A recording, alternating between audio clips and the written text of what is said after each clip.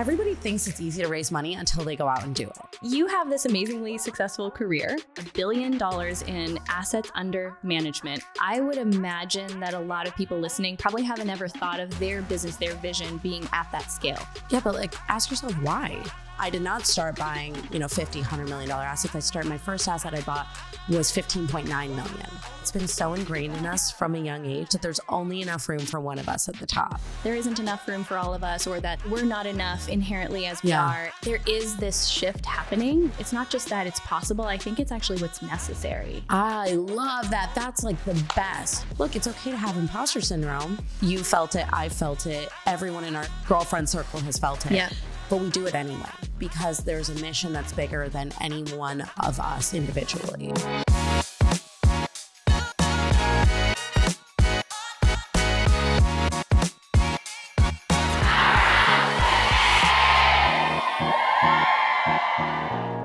Veena, welcome to Powerhouse Women. Thank you. I'm so excited. I have been just so excited to sit down and have this conversation ever since. Well, there's a few moments. Okay. So I saw you speak at our girlfriend Lori's event. Yes. Where you talked about what I'm going to bring up. And then you were just on a panel at our other girlfriend, Jen Gottlieb's event. Yes. And you have this amazingly successful career. Mm-hmm. We'll talk about that. $1 billion under management. Yeah. And you talked on this panel with this dude who was like, oh, basically imposter syndrome isn't real. You just came out and you were like, yeah, I feel imposter syndrome every single day. Yes. Yeah, no, that is true. He was like, oh, I don't have imposter syndrome. I'm like, you're not doing enough, or you just don't know what you don't know yet. Yes, right? So let's talk about this, because you have been super open about talking about, obviously, your career has been successful. There's a lot of things that have gone into that. We'll talk about that. But you're really open and honest about the fact that you do still feel imposter syndrome. And I know everyone listening can really relate to that feeling. Yeah. So tell us a little bit about that.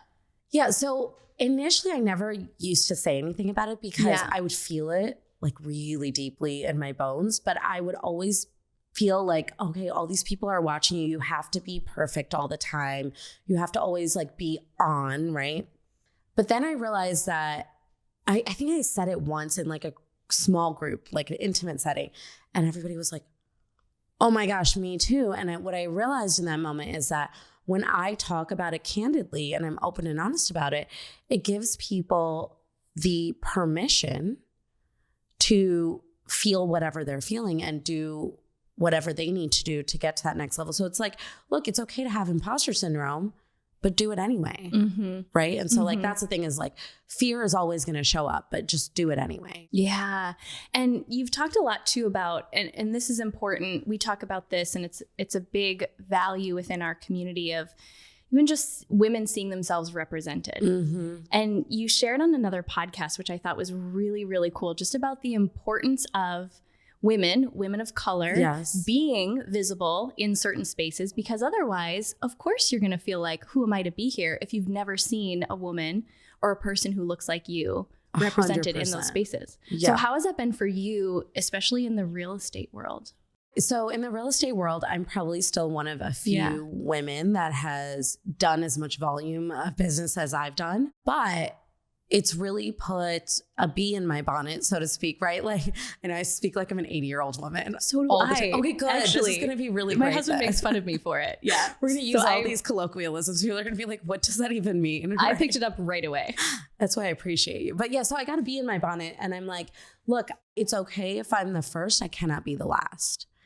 And so now I'm at this point in my career, right? So you get, first when you're starting out, right? You want to get the income just to pay for your life, right? Mm-hmm. Your rent, your mortgage, your cars, whatever, right? And then you go to the L part, right? Which is the lifestyle. So that's okay, but I want the Mercedes, I want the nicer things. I want the lifestyle of being successful. And then after that, it becomes okay, what's next? And that's where you go back to an I, but it's impact.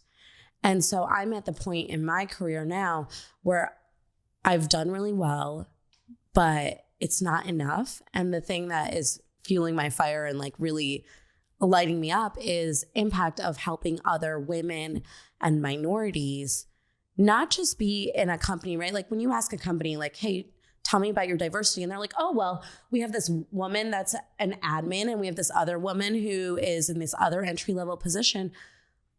That's not really diversity. Yeah. Right? Diversity is like, okay, show me your decision-making level and above, whether it's your C-suite or your director level or whatever it is. Show me that level, and then I can see where the diversity is.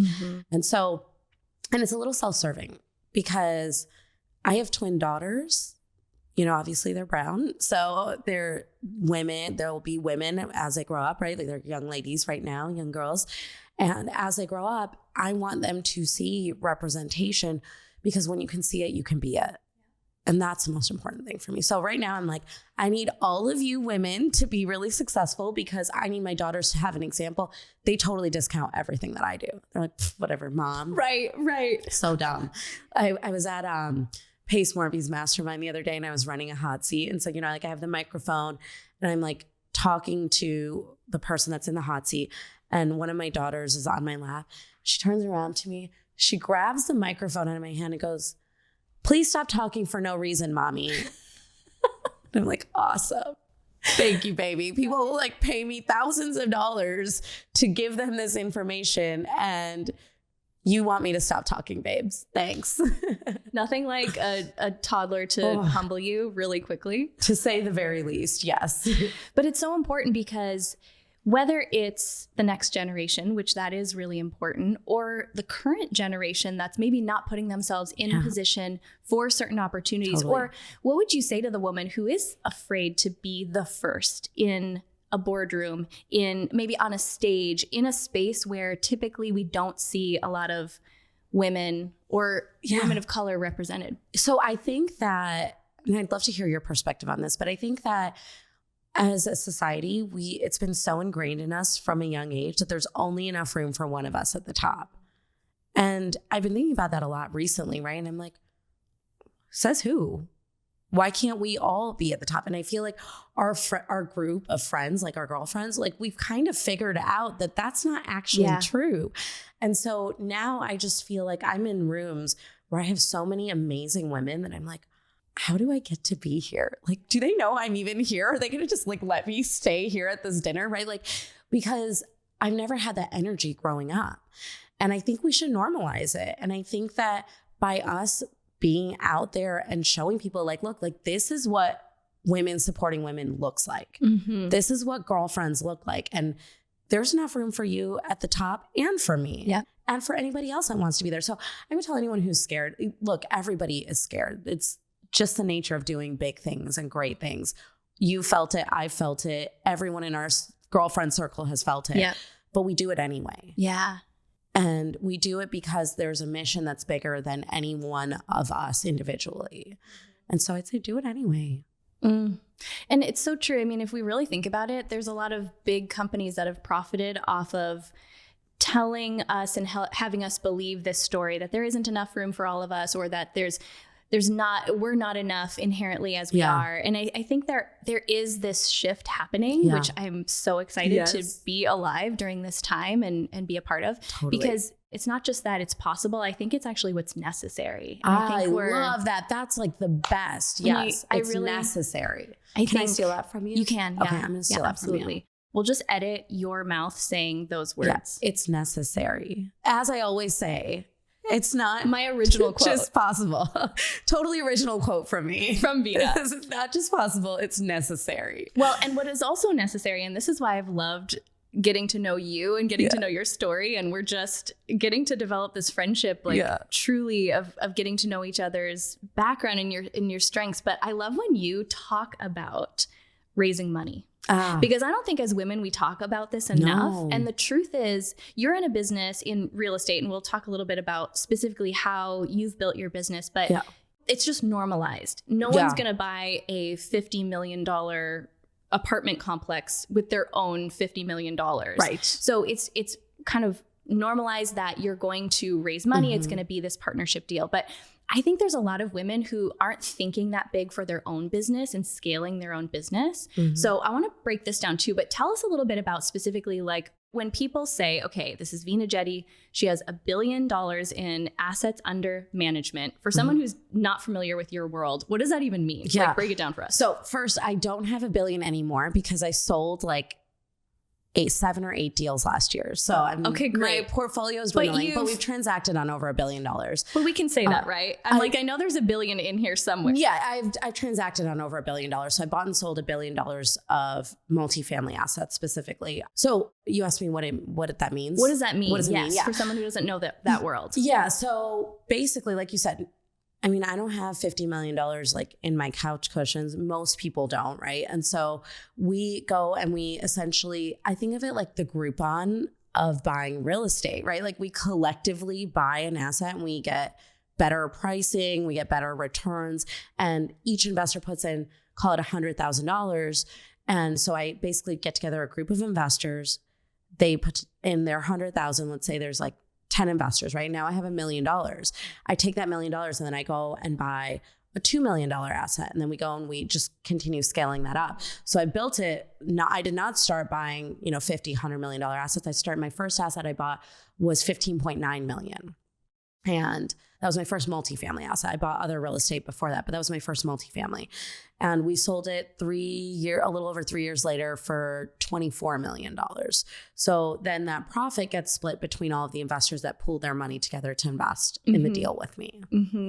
Which is not a common conversation in a lot of the friend circles that I had, let's say 5-10 years ago. Yeah. Now there's more women talking about raising money for companies, launching companies together.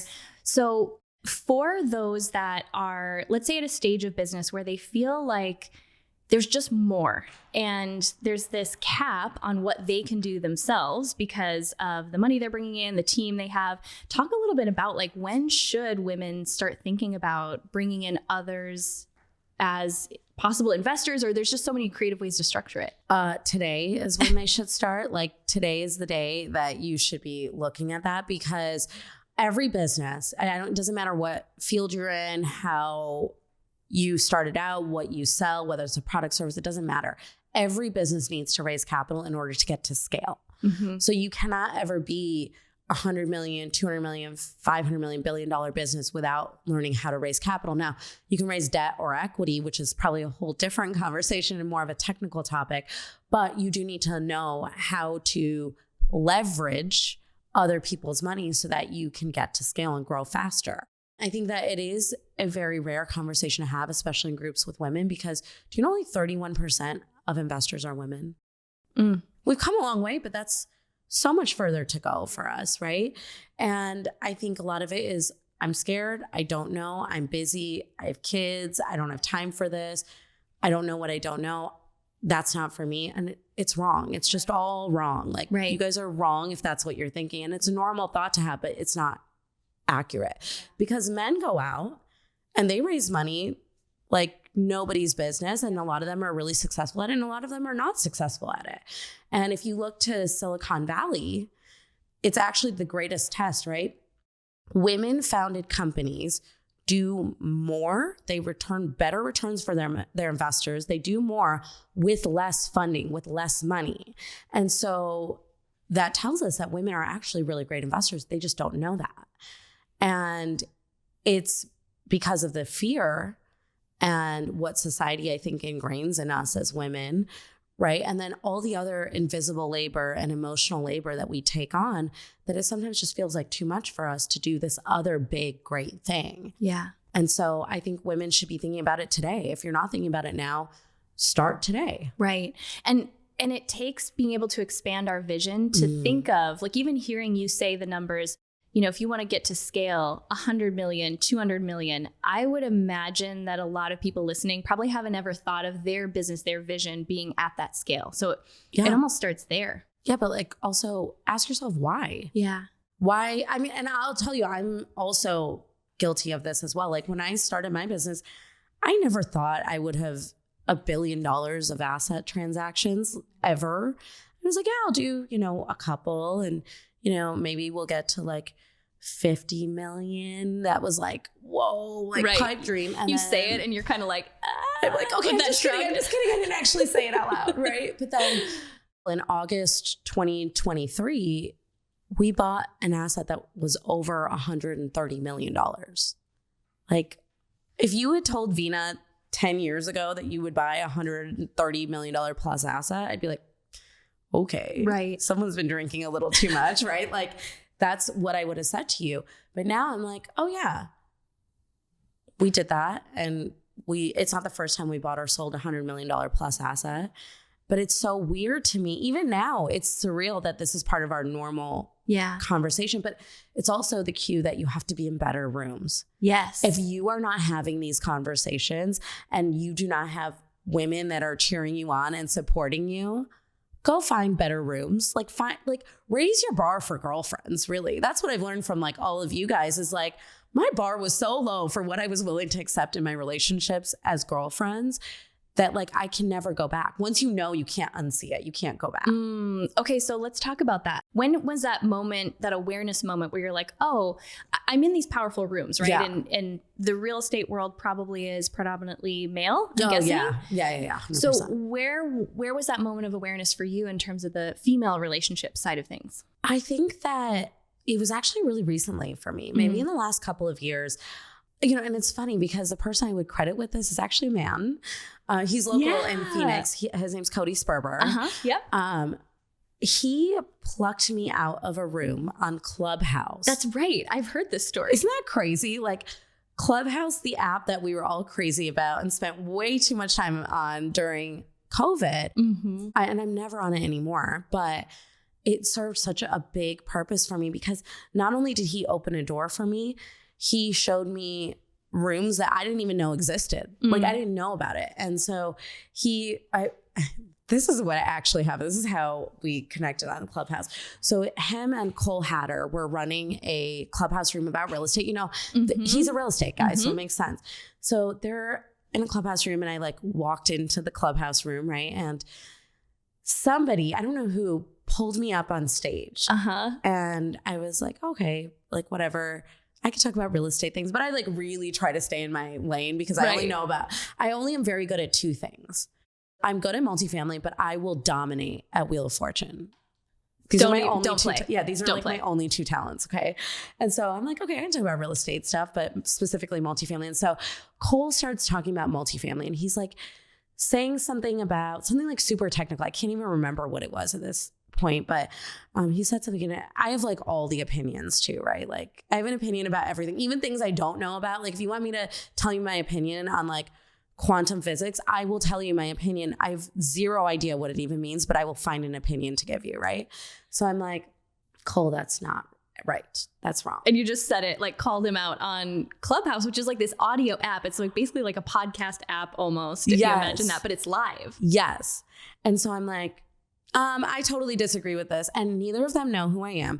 And I didn't know who either of them were either, because I just like, I wasn't big on social media at all. Like I never really went on Insta or anything. Like I had 4 posts from the previous year on Instagram. Like that's how little I was on it. And I was like, I don't think that's right. And then I was like, because of A, B, and blah, blah, blah, blah, blah, blah, blah, blah. And they listened to me and they were like so respectful about it. Cause I was like, oh, he's going to cut me off. You never know. I didn't know. And I was like, well, I can back up what I'm saying with experience. I don't know. Maybe they also have transacted. And it was actually a very professional sparring, if you will, where it's like, okay, this is your view and this is my view. And he wasn't actually wrong. It was just a different theoretical approach than I had. And so I'm like doing my whole like soliloquy, right? Like of all the things that I think and why they're so much better than the things that Cole Hatter thinks, who, by the way, is a friend of mine and really successful and a friend of mine today. And so I stopped talking and there's like this moment. And then all of a sudden, both Cody and Cole come off their mic and they are like, blah, blah, blah, blah, blah, blah. I'm like, I don't know what either of you guys said. And so Cody's like, listen, Veena, we have an event this weekend in Dallas. And I'm like, I live in Dallas, right? So he's like, we would love to invite you as our guest to come. It's at this private mansion and there's going to be like a private chef and there's going to be like all these amazing people there. And it's going to be like over the top and incredible. would love to have you join us. And I was like, I am not going to be sex trafficked from Clubhouse, Cody. This is like what I'm thinking in my mind. I'm like, stranger this danger. is how people get sex trafficked, right? Like, oh, celebrities and like a private chef at a mansion. It just so happens to be this weekend in your town. Yeah, right, exactly. And so I'm like, no. So I'm like, oh, I'm so sorry. I already have plans. And I'm like, if they ask me what my plans are, I'm going to have to be like, I'm washing my hair, right? Like, I don't know what else I'm going to say because it's like the middle of COVID. Literally nobody's doing anything. No one has plans. Yeah. Right. And so I'm like, oh, I'm sorry. I'm already committed, whatever. They're like, are you sure it's going to be incredible? And I was like, oh, this is like the hard sell for being sex trafficked. No. And later I find out that it's Dan Fleischman's 100 million dinner. Which is a huge deal. Huge deal. Yeah. This is the problem with being too cautious and too suspicious. And not really being on social media too. So like you weren't really in this world. Yeah. Yeah. So then Cody's like, hey, Veena, I have a summit I host. Would love to like fly you out and we'll put you up and we'll roll out the red carpet. It'll be incredible. Would love to have you speak. I'm looking for more women on my stage because I just don't have enough. And I was like, we'll see. Like, I didn't know who he was. I didn't know if it was like legitimate. I didn't know if this was worth my time. You know, it's the middle of COVID. I have young babies. I'm married to, you know, a frontline physician. So I'm like, it just feels like not, the juice wasn't going to be worth the squeeze. So he's like, okay, do this. Let me connect you to Nikki, my admin, who's incredible. And let me just like see. And I was like, all right, fine, I'll see. So after that room, I'm like talking to a couple of my friends and I'm like, yeah, this guy, like clever investor, Cody Sperber or somebody asked me to like do his summit. And obviously I'm going to say no. And then I have people who I'm actually friends with go, you said no to Cody Sperber? Are you out of your mind? And I was like, who is he? They're like, have you Googled him at all? And I'm like, so bad. I don't Google people. Right. I need to start being better about that. Again, busy building this business. Yeah. Raising twins. It didn't cross my mind that I should Google somebody. And so I Google him and I'm like, oh, he's a real person. Wow, Veena, you really discounted him fast. So then I ended up going and speaking there. And the long story, less long than it already has been, is that he introduced me to all of these incredible women that are now in my friend circle.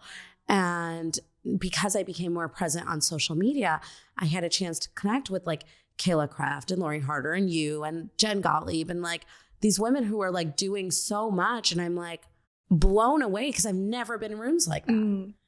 And so it's like, that was the moment that actually moved me into having like just better, I've leveled up my girlfriend game. Yeah. And like you said, once you know what's available for those friendships, there really is no going back from that. You can't go back. Like, I've never, before being in this room of girls, I've never had such well-dressed friends. For starters, you heard it here, right? Okay, talk about imposter syndrome. I'm over here like, all right, Veena, that t-shirt and sweatpants is not going to cut it anymore. You have to dress like you actually mean it so that like you can at least not be like the totally unstylish friend, because I am usually. But I'm like, there are women that will champion you, that will celebrate you. I don't ever feel stupid coming to you being like, I think I'm going to hit $2 billion in the next 12 months. You're like, good girlfriends, this is how you know it's a good girlfriend, right? They go, amazing. How can I help you get there? Right. That's the difference. Yeah. Because before that, I had girlfriends who, they were in different seasons of life, or they just weren't happy or fulfilled with themselves, or they were going through whatever they were going through. So it's not a knock on them, but they could not fathom greatness for me in the way that my current girlfriends that I see and interact with and thrive with can see it. That is so important, especially being able to share the wins and have someone say, not only how can I help you get there, but how are you celebrating that? Yes. Are you good with celebrating? Yeah, I'm not. Same. I'm so like, bad at this. Can we make that a thing that we help let's each be other accountability partners for this? Because it's so easy, right? Yes. To get to those milestones. And what actually drives me, I'm curious what drives you, is like the journey of getting there, is figuring out how am I going to do that? How am I going to make it happen? Who do I have to become? Yeah. But then once I reach it, it's sort of like, okay, cool. Have you ever done your Clifton Strengths? No. Okay. You were talking about this. I'm going to send you a link. So this is actually another girlfriend of mine who actually is a girlfriend of mine from college. We were roommates in college. You talked about this on stage. Yes. Your top 3 strengths. I'm telling you, I'm like so obsessed with it. I'm like talking about it everywhere. Okay, great. Because it's like changed my life. I'm going to shout her out real quick. Her name is the Rosie Noel on Insta. Go find her. She has a Facebook group called Zone of Genius with Rosie Noel. Oh my gosh. Let me just tell you, she has changed my life so much. Not just because I have to be friends with her because she knows all my secrets from college. Yeah, you can't. Which is like you can't get rid of that friend. Yeah, it's like 87% of the reason I have to be friends with her, right? But the remainder of it is because she is this incredible powerhouse. She spoke at my masterclass this last weekend, and she's changed so many lives. So what it is that you take this test. It's like 20 minutes, and there's a book that comes with it. Right? You can get a book. I don't have the book. I just did the test. That's what I knew of it. Yeah, I booked with her. Like I booked a coaching call with her and I did the test. And basically you take this test of like, does it fulfill you to do this or this? And then you like choose on the range and you get like 20 seconds for each question. And then there's 34 strengths or 34 talents that everybody could have. And it basically ranks them for you, like 1 to 34. And what I love about it is it's based on the premise of what is innate to you. So for me, my number 1 is competition. So I lead with competition. So no matter what, you will always basically see it showing up for me, right? Like even on this podcast, right? I'm like, before I get here, I'm like, okay, Veena, how can you be the best guest that she's ever had on this podcast? Like it's so innate to me. And once you know it, you start recognizing it and seeing how it shows up. And so for me, my competition leads me. And so for me, it's not so much the journey. It's like, I won the thing I was trying to do. It's the like accomplishment. That's so interesting. Okay, I'm going to take it. And then when you start your podcast, I'm putting that out there right now. We can talk on your podcast about what I won't tell you until you have me on your podcast. Oh, no, you can't do that to me. I want to know now. I want to know her. I can't wait for your podcast. So, okay, well, I want to take the test because I've heard of it before and there must be something about me too, just like obsessed with knowing myself. I wonder if that's one of them because I love taking tests like that. I love knowing all the things. An achiever. I'm a high achiever. Yeah. I'm also really high positivity. Same. We don't know. We don't know officially for sure. Officially. Well, and the results are surprising actually because I always describe myself as like a raging empath. Like I just feel other people's emotions. And like, it's why I think I'm like the big tent friend too, where I'm like, oh, if there's not enough room, we'll just build a longer table. There's plenty of room, right? Like it's just, so I always thought that was like my empathy, but it's actually my positivity that's leading that. And empathy for me is like 27 or 28 out of 34. And I told Rosie, I was like, Rosie, does this mean I just hate everybody? She's like, no. She's like, leading with empathy is like a totally different way of leading. Right. She's like, you lead with your, so I'm high individualization, which means like, I see you as a person. I'm high relator, so I can relate to a lot of people. I'm high communication. I'm high woo, which is like winning others over. She's like, so all those strengths combined with your high positivity, she's like, that's how you lead. And it comes across as empathy, but it's not actually leading with empathy. And so like, interesting because that, and knowing yourself like that is such a key to, I think to owning it, to not looking around and comparing yourself at anyone else, but just being, once I really understood that through tools like the Enneagram was one, or it really helped me to just settle into what my unique strengths are instead of looking around and thinking it had to look like anyone else. So totally I love that. Strengths Finder. And I think that this test is actually better than all of the other ones because for that. Yeah, because they're not as detailed and accurate. So like when you do it, you also get your results. Like it'll tell you like, watch out for this as a roadblock for you with this strength. Because sometimes our strengths can show up as weaknesses. Yeah. So like college me, I was still competitive, but my competition was showing up in a negative way. Yeah. Where I was like, I feel like I have to compete with you because there's only room for one of us. Yeah. Wow. Now my competition, and that would be a weakness, like my strength showing up as a weakness. Now my strength shows up as a strength because I've learned how to leverage it as a strength. And so now I'm like, oh, the real win is if you and I can win together, that's competitive. If I can be better than the person I was yesterday, that's a competitive win for me. Yeah. So it can show up as a weakness. You have to be really careful. And they give you your results based on your exact order. So even if competition was number one for you, your results are going to be different than mine because you're not going to have the exact same order. And it's like 1 in like 35 million or 34 million is like the exact order of results. All the combinations you could have. Right. Okay, so cool. Well, I can't wait to tell you what mine are on your podcast. You're speaking it into existence. I see what you're doing here. Yeah. That's kind of one of the things. I always tell my friends that I'm not the friend to tell your really, really big goal unless you want to be held accountable to do it. So I can't wait for that. I want to just kind of start to wrap this up with something else you've talked a lot about is when you went into raising for your first project. Yes. You didn't have a personal brand. The personal brand side is kind of new to you. So tell us, first of all, so if someone is hearing the conversation we were having earlier about raising and they want to understand like what that even means, how did that look when you were raising for your first couple of projects? Because you're asking people to invest a large sum of money into this vision that you've obviously worked through. You have a business plan. It's not like you're just pulling it out of thin air, but although how was at that? many moments I felt like I was pulling out of thin air, to be completely transparent. Well, you are in a way, you're selling a vision that you're saying, hey, we've worked out the numbers. Here's what we think is going to happen. But we don't actually don't know. Yeah, it's terrifying. So when I first started, nobody wanted to give me any money. Oh gosh, if I had a dime for every no I heard, I would be so rich. I wouldn't even have to do multifamily because I got no. And I got the really polite no. Oh, we love this. We support it. Come back to us when you've done it a few times. I was like, I was kind of like, on MLMs, like how people will like reach out to you from like 30 years ago that you have not talked to at all. And I don't know who in the network marketing space decided that this was a good strategy, but it does not lead with value. And I know it doesn't work for other business models now. So I reached out to people. I was like, hey, we sat next to each other in like second grade math class. It's been a really long time. Do you want to invest into this deal that I'm doing? And like, of course, everybody literally said no because I didn't lead with value and I didn't recognize or know those qualities until where I am now. So it was really hard. I cried myself to sleep every day for like weeks on end, 6 weeks straight. I cried.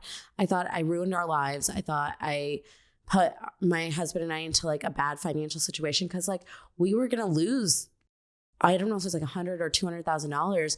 And what I've learned over time is it doesn't get easier. You get better. It's still hard to raise money. And everybody thinks it's easy to raise money until they go out and do it. So I've had people that have been like, oh yeah, I'm going to go out and raise $20 million. I'm like, amazing. How are we doing this? Like, tell me your secrets because I want to be better. And they're like, well, I haven't done it yet. And I'm like, oh, okay, then let me prepare you for how hard this is, but also keep going because what's on the other side of success is really worth it. Yeah. And so I would say, if you're thinking about starting, know it's going to be hard. Know that you are going to have these hurdles.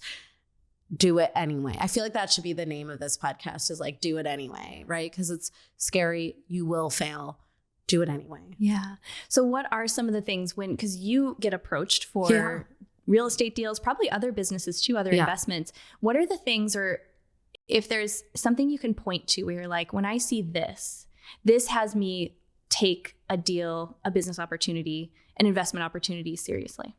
First and foremost, if they have a C-suite or like a board of directors or a decision-making capacity that is diverse, we will go into that. So I actually decline anybody that doesn't have a diverse decision-making level and above. I don't even care how good the deal is. I don't care how much money I'm going to make from it. It does not support my core values, so I don't do it. So if they have that, that's like the first step to me continuing to look further. Then I look to, and this is recent, so now I look for people on real estate deals that are in my community. So I just launched Multify, and there are people in that community. If they're doing a deal, I look for ways to either support it, be involved with it, partner on it, or help them. So that's kind of like my next almost sieve, if you will, to get to whatever the next level is. And, the crazy thing about personal brand is it's something that I've been building it's only been a little over a year. So it hasn't actually been that long. And I feel really vulnerable about it. I'm still scared by it a little bit, right? Like we've talked about this because I feel really seen. And Jen's book is great for this, right? Her book, Be Seen, because it addresses all of these things like so deep into like, I feel like she's like seeing into my soul with her book, right? And now what I do is like when I have someone that brings me a deal, if they're not diverse, then it's just an automatic no. If they're diverse, then I go into like, okay, let's look at the deal metrics. Are they part of my community? Do they serve other people? So now the number one thing I look for, if I have to pick one thing, is does this person lead with value and share my morals, my values, my goals? And if they don't, it's not that they're not going to be successful. It's just, I don't want to do that deal. I don't want to be part of that. Yeah. Which that's got to be so freeing. It really is. I feel like that is when you know you've made it, is when you can say no to really great opportunities because the morals of the deal are not there. And I feel like that actually, if I could define when I became successful, it wasn't any kind of like monetary goal, it wasn't any number or anything like that. It was like when I now have complete control and power over who I do business with and who I spend time with. Yeah. I could literally just talk to you all day. I'm so grateful you started to be seen more and started to build this personal brand, because there's so many of us, like I'll just speak for myself, that my life is infinitely better since you became a part of it. And it hasn't even been that long. I know. I feel like we've known each other forever though. We connected immediately over, we had this girls' dinner. Yes. And the moment that someone says, hey, does anyone want to share so we can try a bunch of things? Yes. And do you want to get French fries? And can we have a side of ranch? Yeah. It was immediate connection. Obviously, that means we were meant to be best friends forever. Yes, totally. So just thank you so much for showing up the way that you have. I can't wait to have you on the podcast so many more times. Yes. I can't wait to have you at the Powerhouse Women event. We'll have to like make that happen. Done. Say less. I will be there. I know. So what's the best way right now, if someone's listening to this, number one, how can they connect with you? Because you are doing some really cool things in terms of educating those who would like to get into your world. Yeah. And so how can we find and connect with you? But then the second question is, how can we support you right now? Okay, so I know you have a lot of women that listen to this. So the way that you can support me is by being great and being your best self, because like I said, it's, it's self-serving. I need my daughters to have really great role models, and I want them to look at women as the rule, not the exception. So that's like the biggest form of support. And then secondly is like serving my community, right? Like lead with value to my community, and everybody has something valuable to give, right? Like everybody, it doesn't matter who you are, what your background is, how much you've done, it does not matter. Everybody has something valuable. Everybody has value in them. If you want to connect with me, social media, I now am on Instagram. So Veena Jetti, VeenaJetti. And then I have a free Facebook group called Mastering Multifamily with Veena Jetti. We actually do a lot of mindset stuff there. So it's not all just multifamily. We talk a lot about raising capital, but we just talk about general business and how to elevate your business. And so I named it Mastering Multifamily because that's the thing I know. But a lot of these business concepts are not unique to me or my business. They're the same across businesses. And so good. Yeah, would love to connect with anybody who wants to learn and grow and see how we can help each other. Okay, well, I'm joining that Facebook group. What a great way to expand into a whole new network too. So just make sure you approve my request to join. That would be weird if you didn't. If I requested to join and then you're like, actually admin declined. Yeah, not her. No, so it's auto done. So you just have to answer the questions. Otherwise it'll be like, no, you did not do the lowest barrier to entry. So you're lazy. But yeah, right. Basically, because that's like not the energy. We actually decline more people every week into the group than we accept because people don't do the bare minimum work to get into it. Or don't read. Yeah. I'm like, come on, guys. I know. This is so easy. Okay, so if we're going to tie this together with a bow, this is my favorite question to ask the women that I get to sit down with, because it going back to maybe not being great with celebrating ourselves, especially in the moment for like the smaller wins. We just call those a powerhouse moment. So if I ask you, like, what is a recent powerhouse moment you've had? It could be personal, business, anywhere in between, big or small. What's something right now that you want to take a moment and celebrate yourself for? Okay, I actually have a lot of wins recently. Great, so, we can take more than one. I'll tell you the thing I'm the most proud of recently. So I just launched Multify, my community, and we did an in-person masterclass, which, okay, if you want to have imposter syndrome rage, do something like this. Cause I was like, no one's going to show up. No one's going to care. Like, I was so scared. Yeah, we met right before I had it. I walked away from that weekend with 100 new best friends. And what I'm really proud of, and it goes in theme of what we've been talking about, the room was mostly women. Men were the minority in my room. And it's not because I don't speak to men or don't want, I have lots of men that are partners and they're phenomenal, but it's because women felt comfortable and safe in this space. And there's no women doing what I'm doing. And so I'm really proud of that, because it's like seeing something that I've worked so hard to create, like in real life, where I can like touch it and feel it and see it. And so that was like a really proud moment for me. That's so cool. So yeah. Thank you so much for being here. Thank you. I love this. Thank you for having me.